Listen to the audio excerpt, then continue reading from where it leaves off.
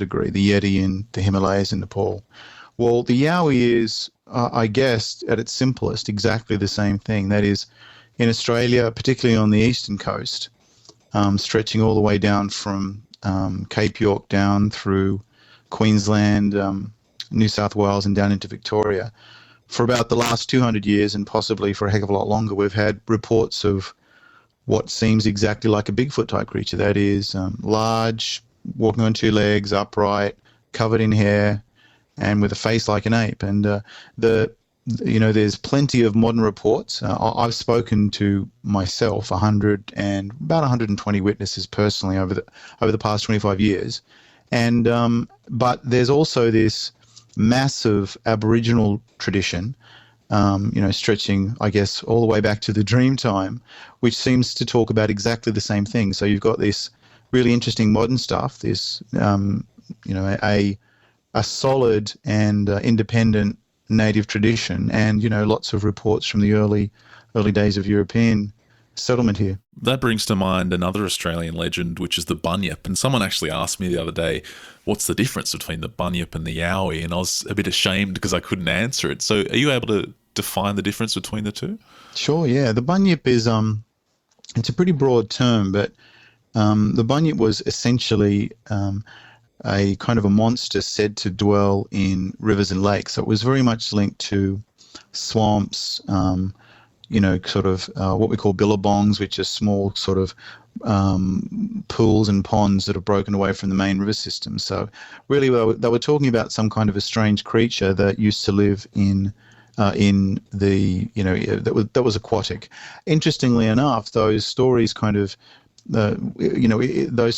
peaked in the late 1800s, early 1900s, and these days we get very, very few of those sorts of stories. So quite possibly they were referring to an animal that did exist at one time, but it's probably now extinct. Or, really, when you're talking about Australian river systems, most of them are kind of completely changed from their, original, the original way that they, that they were. They've been sort of dammed, or possibly in a lot of instances polluted and so forth. So it's not so strange to think that there might have been some animal undiscovered that basically remained undiscovered. Now, I don't want to get off topic too much, but when you describe aquatic animal, is there anything more fleshed out? Like, is there any description of this being? Are we talking like something similar to perhaps the Loch Ness descriptions, or is it something quite entirely different? It's interesting. We actually wrote myself and my co-author Tony Healy, we wrote a book back in 1994 called Out of the Shadows, and we had a whole chapter on the Bunyip. And from what we could, from the reports that we collected, it seemed like most of the Aboriginals were talking about an animal that the descriptions, and we're talking not only Aboriginal descriptions, there were quite a few European reports of the same thing. We thought that in most instances they were probably talking about seals that had actually made their way up. In fact, there were cases of seals making their way 2,000 kilometres up the river systems in Australia and being seen at places like Goulburn.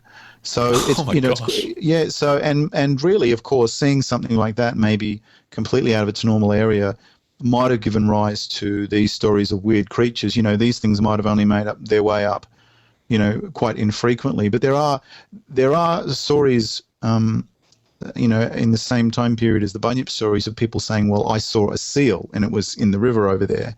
So, and it's known that they can make their way a long way up into river systems, and that is a theory of what the Bunyip was. Makes a lot of sense because the descriptions were very seal-like, and also it could account for why we don't actually see bunyips now, because with all the dams and so forth, it wouldn't be possible for animals to make their way that far up into the inland river system. Now, I know you've spoken at a number of international conferences about Bigfoot and Sasquatch, predominantly from North America. I have to ask you this again. How close are they related? Are the descriptions so similar that you could go as far as saying it could be the same thing we're dealing with here?